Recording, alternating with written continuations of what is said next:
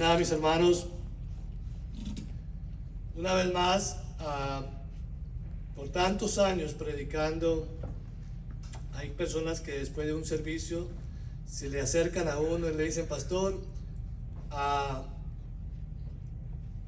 ¿por qué siempre los mismos textos? ¿Por qué siempre hablar de la resurrección? ¿No hay otra cosa de qué hablar? Y la respuesta es: ¿le parece poco la resurrección de una persona? Que no se ve todos los días, ¿verdad?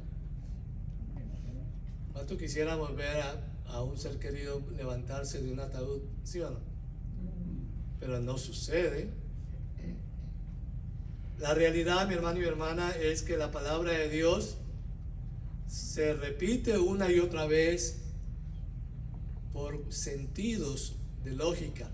Y es que nosotros los seres humanos somos muy olvidados a lo bueno. Yo podría escoger a algunos de ustedes en esta tarde y decirme: mira, dime algo bueno que ha sucedido hoy, en este día, y empiezan a rebuscar y no encuentran nada. Dicen,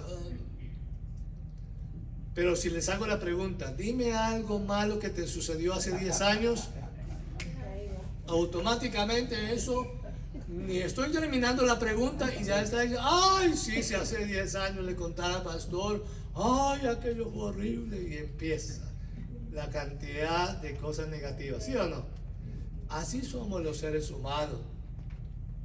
O al menos que haya algún infiltrado o infiltrada por acá, de por allá, de Marte o de Júpiter, pero bueno, también son bienvenidos y ojalá que entiendan el sermón. La realidad, mi hermano y mi hermana, es que cada Semana Santa, cada Navidad tiene un sentido de ciclo, y es para que nosotros los seres humanos nos decidamos. Es la extensión de la misericordia de Dios para alcanzar con el Evangelio a toda la gente, porque la palabra de Dios no discrimina a nadie. Dios no hace acepción de personas. Dios quiere que todos sean salvos, y por eso extiende su misericordia y hasta aquí con nosotros en nuestras generaciones. Y por eso esta tarde solamente quiero tocar a unos versículos del Evangelio de Juan, en el capítulo 20. Y es que en ese precioso capítulo está la historia de la resurrección de nuestro Señor Jesucristo, cuando Él aparece a María Magdalena, a María su madre y a la otra María, y después a sus discípulos. Pero quiero solamente enfocarme en 3 versículos en los cuales hay un tema que usted y yo vamos a reflexionar. Evangelio según San Juan, capítulo 20. Quiero leer desde el versículo 19 hasta el 23. Escucha la palabra de Dios. Cuando llegó la noche de aquel mismo día, cuando la escritura dice de aquel mismo día, quiere decir del día sábado. ¿Ok? El primero de la semana, estando las puertas cerradas en el lugar donde los discípulos estaban reunidos por miedo de los judíos, vino Jesús y puesto en medio les dijo: paz a vosotros. Y cuando les hubo dicho esto, les mostró las manos y el costado, y los discípulos se regocijaron viendo al Señor. Entonces Jesús les dijo otra vez: paz a vosotros. Como me envió el Padre, así también yo os envío.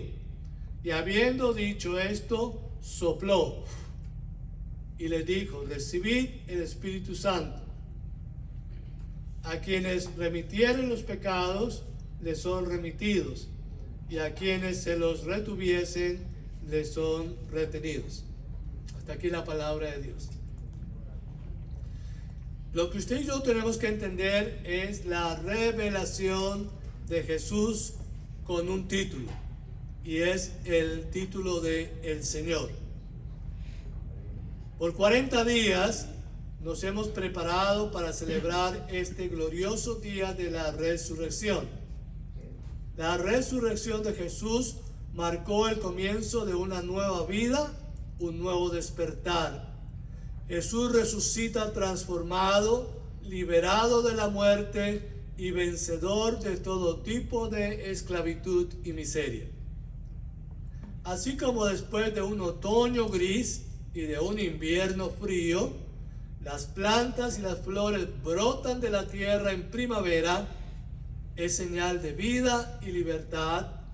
Así brotó Jesús de la tumba, liberado y para liberar, que es lo importante.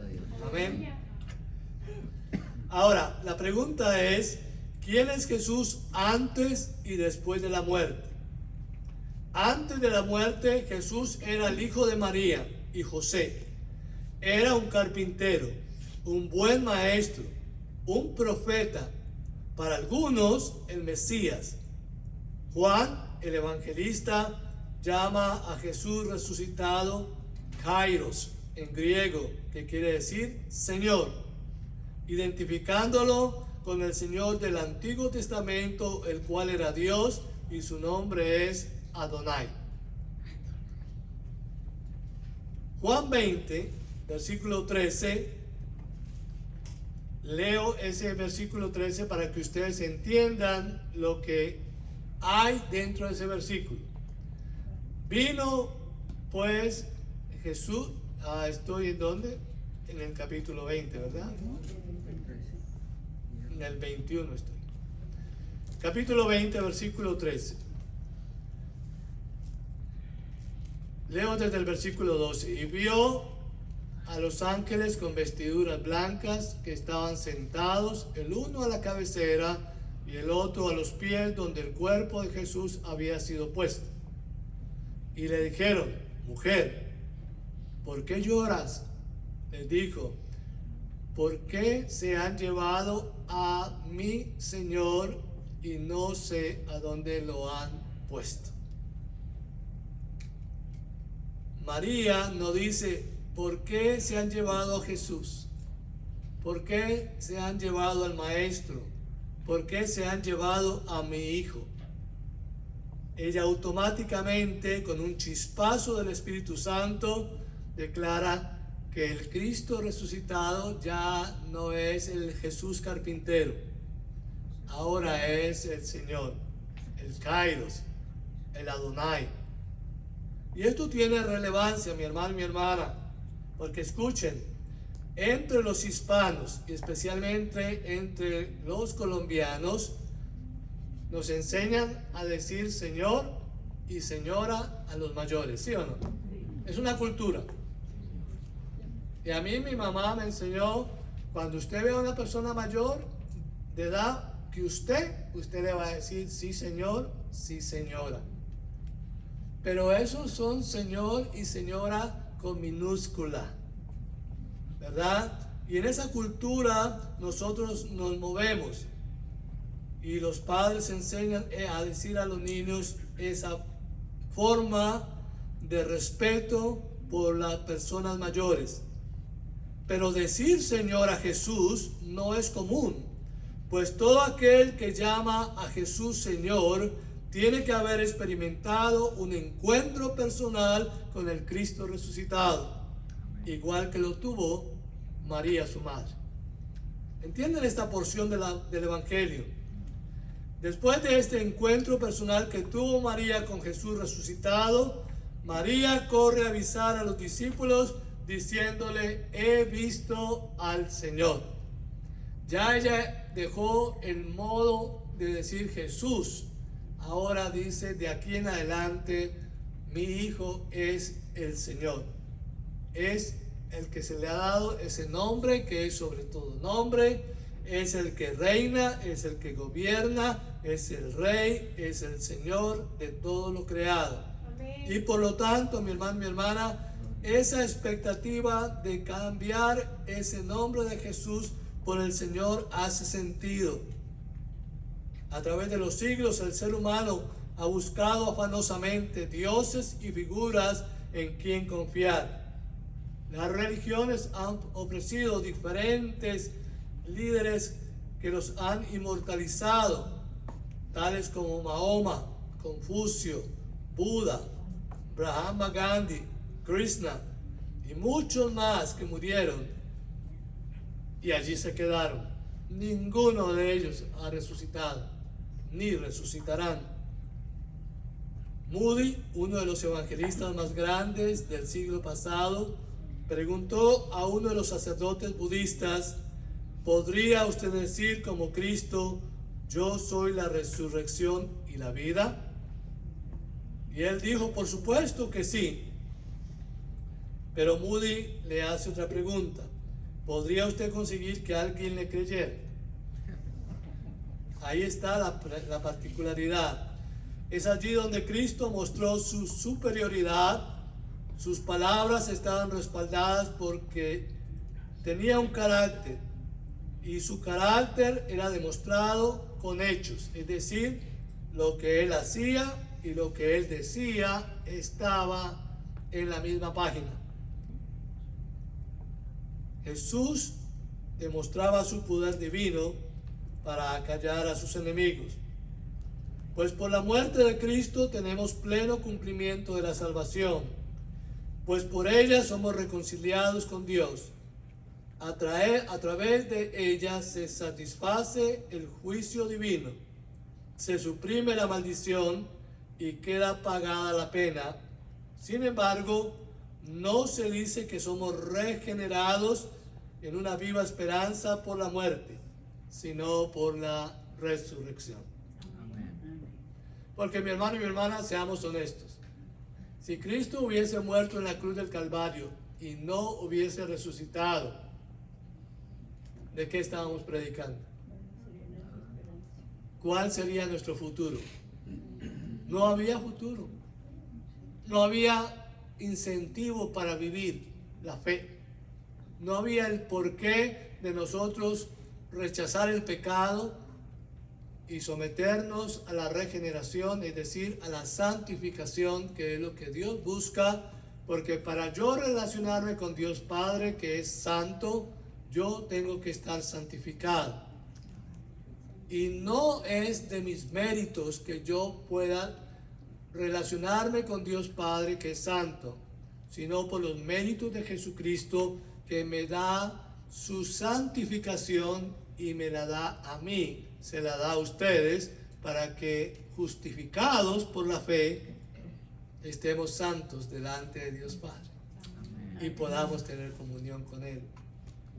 Por lo tanto, mi hermano y mi hermana, la muerte de Jesús tiene su verdadero valor en la resurrección. La doctrina de la regeneración nos ayuda a interpretar lo que significa decirle Señor a Jesús. Que el arrepentimiento no solamente sigue inmediatamente a la fe, sino que también nace y proviene de la fe. Es cosa indudable, pues la remisión de los pecados nos es ofrecida por la predicación del Evangelio, para que el pecador, libre de la tiranía de Satanás, del yugo del pecado y de la miserable servidumbre de los vicios, pase al reino de Dios, por lo cual nadie puede abrazar la gracia del Evangelio sin apartarse de sus errores, de su mala vida, ni poner todo el cuidado y diligencia en reformarse y enmendarse. Miren, mi hermano, les doy un ejemplo clásico. El 90%, esa es una estadística, el 90% de los hombres y mujeres que van presos a una cárcel, a una correccional, el 90% de ellos, cuando salen con los mismos vicios o aumentados, porque tuvieron tiempo para planear: cuando yo salga, ya no voy a matar a fulano y ponerlo en una bolsa en un lugar. No, ese lo voy a hacer diferente, porque ya maquinaron, ya se especializan en la cárcel de cómo va a robar mejor, cómo va a extorsionar mejor, cómo va a hacer esto, cómo va a hacer lo otro, porque tuvieron tiempo para imaginar y para pensar. Por lo tanto, mi hermano y mi hermana, el 90% estadísticamente de hombre y mujer que salen de la cárcel no salen regenerados, ni tampoco están enmendando sus pecados, sino que por el contrario, vienen peores. Y esto es una realidad de la cual nosotros no podemos escapar. La regeneración cristiana es el proceso por el cual el Espíritu Santo trabaja dentro de nosotros para transformarnos y renovarnos internamente por medio de la fe en Jesucristo y un sincero arrepentimiento. Amén. Amén. La regeneración no es automática, mi hermano y mi hermana. Es un proceso. Y en ese proceso de tiempo estoy yo, están ustedes. Yo decido cuánto tiempo le permito al Espíritu Santo regenerarme, transformarme, porque está la intención mía. Es igual, mi hermano y mi hermana, todos tenemos el mismo derecho de ir a una escuela, ¿sí o no? Y todos tenemos la misma posibilidad de graduarnos a tiempo. Pero hay un porcentaje de muchachos y muchachas que no ponen su empeño para la graduación y se retrasan un buen tiempo para ello. Igual en la fe, si yo quiero crecer, yo tengo que poner de mi parte. Y yo tengo que estar convencido por el Espíritu Santo. Yo tengo que entregar mis debilidades, mis pecados, mis necesidades a Cristo para que los cambie, los renueve, los transforme y yo viva en la voluntad de Dios, en la voluntad del Cristo resucitado, para que Él como Señor gobierne sobre mi vida y haga de mi vida una transformación y una renovación interna. Jesús, mi hermano, es el dador de la paz. Desde el principio de la historia sagrada, Adán y Eva, que representan a toda la humanidad, al perder la relación personal con nuestro Dios, encontraron que después de su falta, después de su pecado, en Génesis capítulo 3, versículo 8 al 10, cuando Dios los llamó y les preguntó, ¿dónde están ustedes? ¿Por qué se esconden? La respuesta de Adán y Eva es, tuve miedo y me escondí. La persona que tiene miedo, que tiene temores, es una persona que no tiene paz. Y la paz es el símbolo de ese hombre y de esa mujer que están liberados de sus miedos y de sus temores. Miedo es una debilidad común de todos los seres humanos. La falta de fe es otra. Pero Jesús, conociendo las necesidades de sus discípulos, se presenta a ellos con lo que necesitaban. Recuerde que en el capítulo 20, dice que los discípulos estaban en su cuarto, con varias formas de cerrar, con varias formas de que nadie abriera esa puerta, por miedo a los judíos religiosos y a los soldados romanos. ¿Qué va a pasar con nosotros ahora que no tenemos a Jesús? Ya Él murió, lo pusieron en esa tumba, nos dijo que resucitaría, pero no ha pasado nada. Y aquí estamos comiéndonos las uñas y estamos mirando que cuando toquen esa puerta es que vienen por nosotros. Hay miedo, hay temor. Pero como el Cristo resucitado ya tiene un cuerpo diferente, que puede traspasar puertas y paredes, se presentó a ellos sin tocar la puerta. ¿Cuál era la frase o cuál era la palabra que la gente temerosa, miedosa necesitaban escuchar? Si Jesús hubiera dicho, mira, yo soy Jesús, ellos seguían comiéndose las uñas. ¿Sí o no? No me dice nada. Pero cuando escuchan, Shalom Aleichem, en hebreo. La paz sea con ustedes. Ellos se regocijaron, dijo, bingo, Jesús vive. Jesús, el Señor de la paz. Señor, Él ha conquistado nuestros miedos y nuestros temores, y se regocijaron al ver a su maestro y se extendieron frente a Él diciendo, qué bueno que vives, qué bueno que has resucitado, qué bueno que ese saludo nos llena de fuerza y de valor. Jesús, mi hermano y mi hermana, antes de morir había preparado a sus discípulos con estas palabras: no se turbe vuestro corazón. La partida de Jesús no debería provocar angustia o miedo, sino paz y alegría. Porque Él ya había dicho en Juan 14, 27, la paz os dejo, mi paz os doy. Yo no os la doy como la sociedad, como este mundo la da. Los discípulos tenían miedo, los jefes judíos, encerrados, se preguntaban, ¿qué va a pasar de nosotros? Ellos no podían entender la promesa que Jesús les había hecho en vida. Esto es lo bello y valioso de las Escrituras, la Biblia, que revela las debilidades del ser humano y revela nuestras debilidades. Cuánto miedo y cuánto temor hay en nuestra sociedad hoy, siglo XXI, año 25.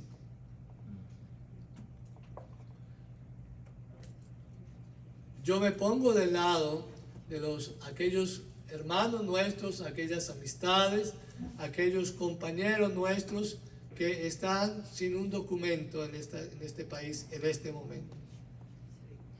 Es el mismo miedo de los discípulos estando en su casa, y si ICE toca la puerta, ¿qué creen? Vinieron por nosotros, ¿sí o no? Y si van a la fábrica y dicen, yo ya no tengo, pastor, a mí me da miedo ir al supermercado. ¿Qué tal que cuando salga me estén esperando? Me da miedo ir al médico porque yo no sé si hay gente esperando. Y hay un temor, mi hermano y mi hermana. ¿Y acaso ese miedo y ese temor no eran el mismo miedo, temor que tenían los discípulos en el primer siglo de la historia? Ese miedo no ha cambiado. Ese temor no ha cambiado. ¿Qué es lo que ha cambiado? Que hay un Señor que gobierna sobre el miedo y el temor. Amén. Y ese Señor de allá es el mismo hoy aquí, diciéndonos a nosotros, no sé cuál temor tú tengas, cuál es el miedo de ir al médico y encontrar que tienes una enfermedad grave. ¿Cuánta gente, mi hermano y mi hermana, no va al médico por temor a un diagnóstico? ¿Cuánta gente, mi hermano y mi hermana, no salen de sus casas por temor a un accidente? Y estamos presos, esclavos del miedo y del temor. Pero Jesús el Señor, que ha derrotado el miedo y el temor, hoy vuelve a gritar a todos los 4 puntos cardinales: paz a vosotros. No tengan miedo, no tengan temor. Yo he derrotado el miedo, yo he derrotado el temor. Yo soy el Señor de todo y produzco la paz que ustedes necesitan. Es por eso, mi hermano y mi hermana, que hay una cantidad de textos en la Biblia, sobre todo Pablo hace mucha mención de esa paz en 2 de Tesalonicenses capítulo 3, versículo 16.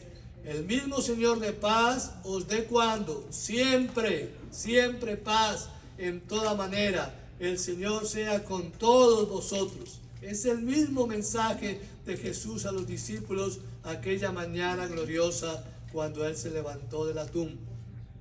Filipenses 4:7.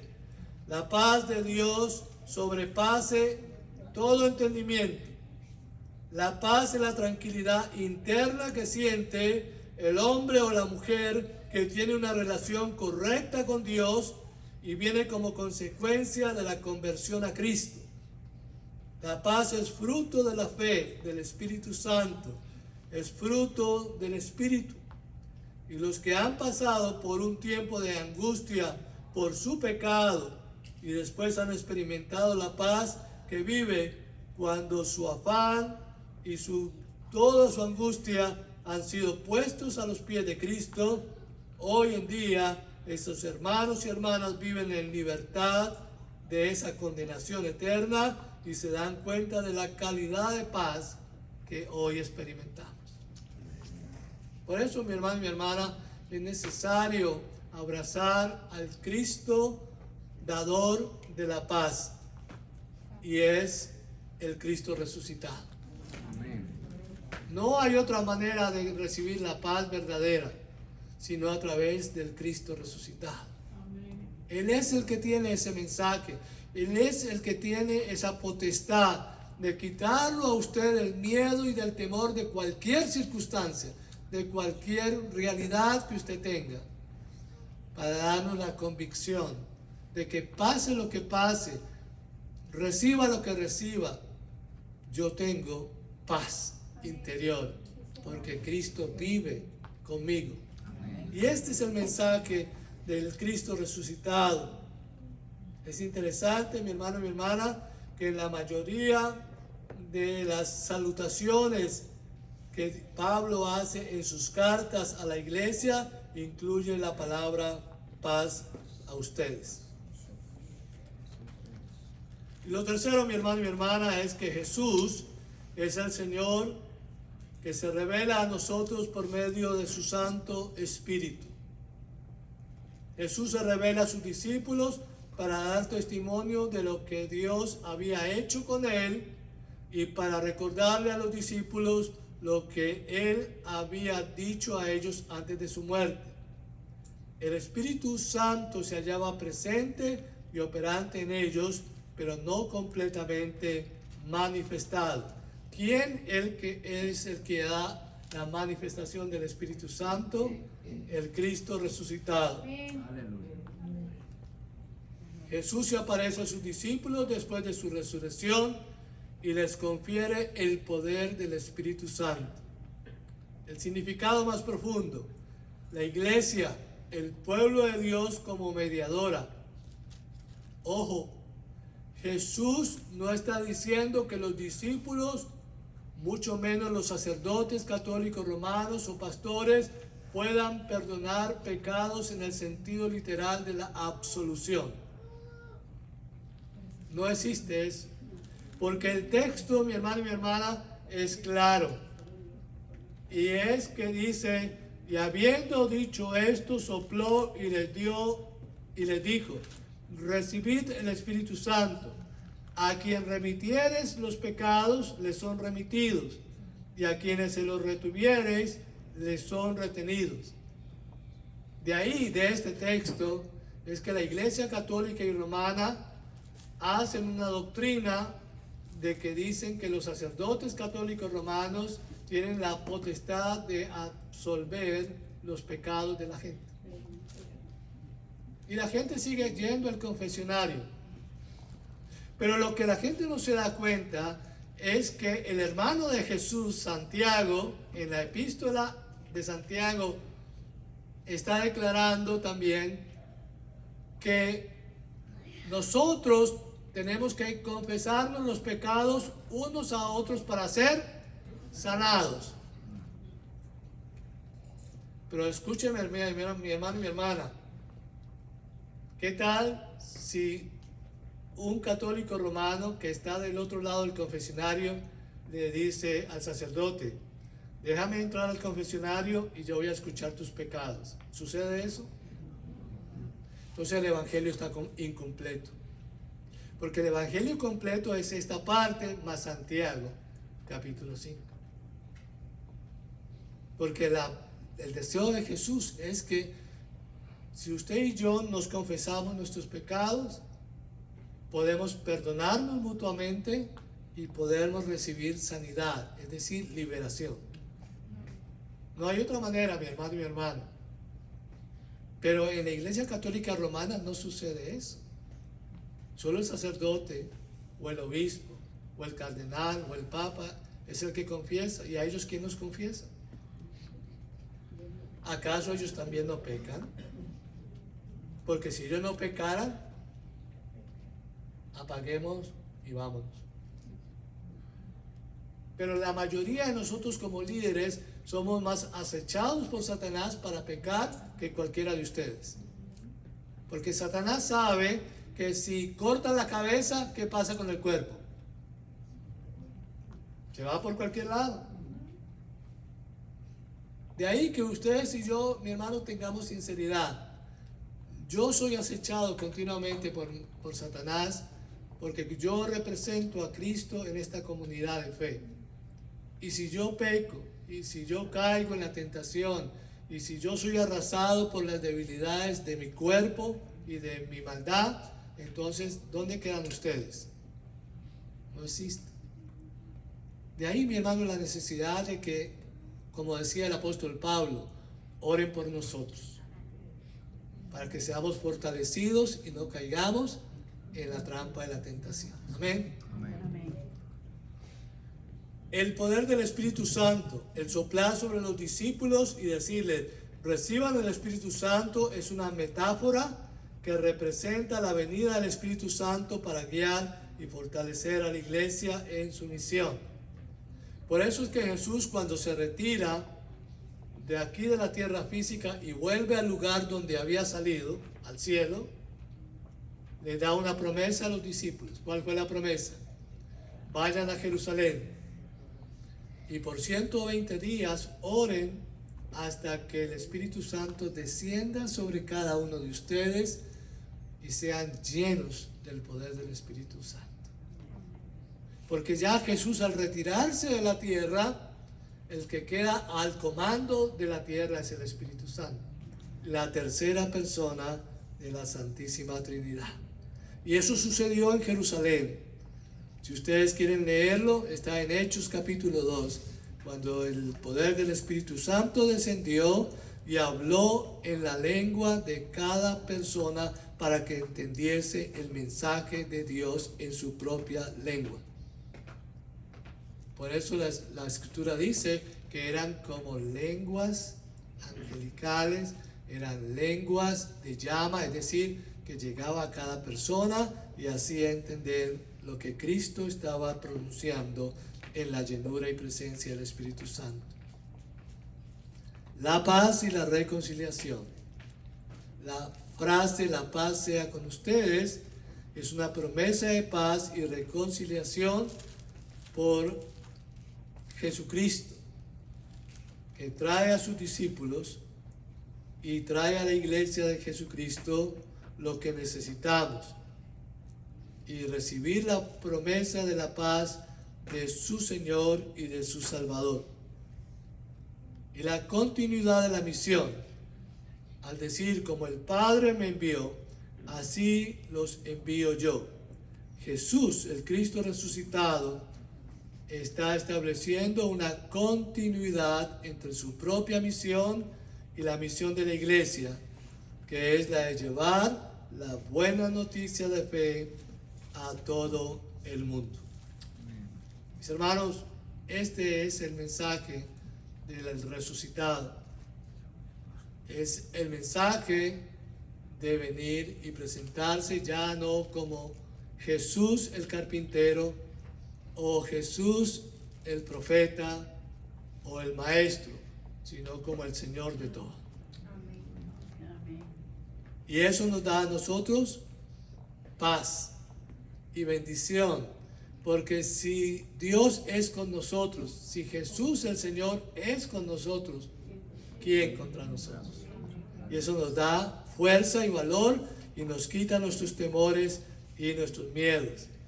Con esa paz que usted y yo experimentamos del Cristo resucitado, usted se enfrenta todos los días a lo que venga y no hay temor, no hay miedo por el mañana. Recuerden, mi hermano y mi hermana, que una de las canciones más antiguas, porque Jesús vive, no tengo temor al mañana, porque el mañana está ¿qué? Seguro en Cristo Jesús, porque Él es el dueño, el Señor de la creación. Lo más importante, mi hermano y mi hermana, es que Jesús el Señor se revele a ustedes y se revele a mí por medio de su Santo Espíritu para convencernos de que nosotros continuamos el trabajo que Jesucristo comenzó acá en la tierra. La pregunta es, ¿ha recibido usted al Cristo resucitado como Señor y Salvador de su vida? Si usted lo ha recibido y el Cristo de la gloria vive en usted, porque usted no puede decir Jesús es el Señor si no es por el Espíritu Santo. 1 Corintios 12:3. Si usted, hermano y hermana, tiene el Espíritu Santo y es salvo, puede decirle a Cristo, Señor mío y Dios mío, y tiene que revelarlo, es decir, contarle a otros de que usted conoce y ha visto al Señor como lo hizo María, la madre del Jesús terrenal. Amén. Este es el mensaje, mi hermano y mi hermana. Es muy complicado, es muy difícil ir donde su familia esta tarde, después de este servicio, mañana en su trabajo, en el lugar de estudio, en el vecindario. Cuando le digan a usted Happy Easter, usted puede decir, el Cristo resucitado vive en mí y yo quiero darlo a conocer a usted. El Happy Easter no es una frase cliché. El Happy Easter es una convicción de que el Señor vive y está en mí. Amén. Amén. Ese es el mensaje, mi hermano, simple, sencillo, pero poderoso. Creer en el Cristo resucitado es obedecerle. Y la pregunta la responde usted. ¿Le obedecerás tú? Está en cada uno de nosotros. Amén. Oremos. Señor Jesús, una vez más, por la fe nos remontamos al primer siglo. Y por la fe vemos una tumba vacía. Y esa tumba vacía nos revela el poder de Dios. Y ese poder de Dios nos lo ha dado Jesús, el Cristo, el Señor, para que nosotros usemos de ese poder y de esa autoridad que nos ha dado para decirle a aquellos que no conocen al Cristo resucitado que sea Señor y Salvador de sus vidas. Este es el mensaje que predicamos. Este es el mensaje que confesamos, que Jesús vive, que Él es el Señor Adonai, el Kairos, el que gobierna, el Señor de todo. Y que estamos contentos y agradecidos porque ha quitado y ha cambiado nuestros temores y nuestros miedos por el gozo y por la alegría de Jesús. Gracias por esa paz que supera mi entendimiento, mi forma de comprender y entender. Yo no entiendo nada, pero lo único que sé es que tengo la paz de Cristo. Es que vivo seguro en Él. Es que vivo confiado. Que nada me quita el sueño, que nada me quita el deseo de comer, el deseo de reír, el deseo de vivir un nuevo día. Porque Jesús está conmigo. Él es el Señor del día. Él es el Señor de la comida. Él es el Señor del gozo. Él es el Señor de la paz. Él es el Señor del perdón, de la gracia, de la misericordia, de todos sus atributos, de las cuales yo cuento todos los días con Él. Y vivo feliz porque Él me pide que sea feliz en cada día que Él ha hecho para nosotros. Señor, gracias por la tumba vacía. Gracias por la cruz vacía. Oh, mira, oh Dios, las religiones de la tierra, La mayoría con un Cristo aún crucificado. Cuando el Cristo crucificado quiere decir que todavía está ahí. Pero la cruz vacía nos recuerda que Él ya pagó por nosotros. ¿Cuánta gente, aún yendo a los cementerios, dice hablar con sus semejantes? Ahí no hay nada, ahí hay un cuerpo deteriorándose. Cuando en realidad la tumba vacía nos recuerda dónde está Cristo, a la derecha de Dios Padre. ¿Dónde pueden estar nuestros seres queridos? En la presencia de Dios durmiendo hasta que sean despertados del sueño, transformados para arrebatar al pueblo de Cristo en la tierra. Señor, danos esas convicciones. Espíritu Santo, convenza a su pueblo. Convénzanos del mensaje poderoso y glorioso de la resurrección de nuestro Señor Jesucristo. Y que esta tarde y de hoy en adelante yo pueda decirle: Jesús es mi Señor. Jesús vive en mí. Jesús es la resurrección que yo hago cada mañana cuando despierto, porque Jesús vive en mí y mi resurrección se produce cada mañana cuando yo despierto a un nuevo día. Y esa resurrección toma fuerza, valor y vida abundante, que es la que Cristo Jesús ha prometido. Te alabamos, Rey. No nos cansamos de bendecir su nombre. No nos cansamos de darte las gracias. Que su pueblo salga a sus hogares con este mensaje poderoso. Y si hay alguien aquí esta tarde, Rey Jesús, que aún no ha recibido a Jesús como su Señor y su Salvador personal, tú estás haciendo el llamado. Aquel hombre o aquella mujer que está sentado en este lugar o que oyen a través del internet, que no han creído en el Cristo de la gloria, en el Cristo resucitado, hoy sea ese día de creer y de confesar que Él es el Señor de su vida. Te alabamos por ello, Jesús. Sea tu nombre bendito en este lugar hoy y siempre. Y sus hijos dicen: amén, amén y amén.